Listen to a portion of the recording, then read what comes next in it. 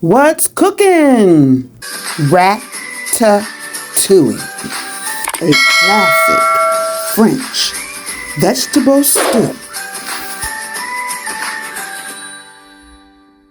Ooh-wee!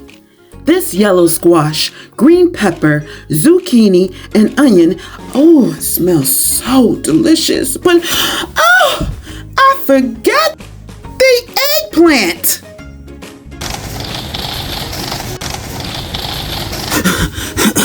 Oh, I'm back with the eggplant, and I've cut off the skin and chopped it up into small pieces.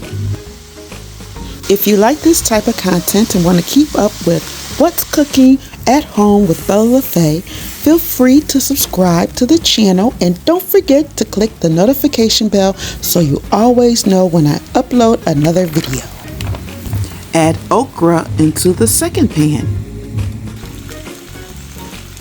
Sprinkle the okra with lemon juice to reduce the sliminess of the okra.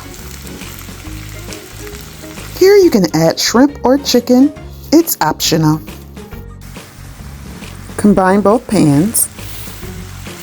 If you'd like to make this recipe, don't forget to write down all the ingredients and their measurements, which are included inside this video.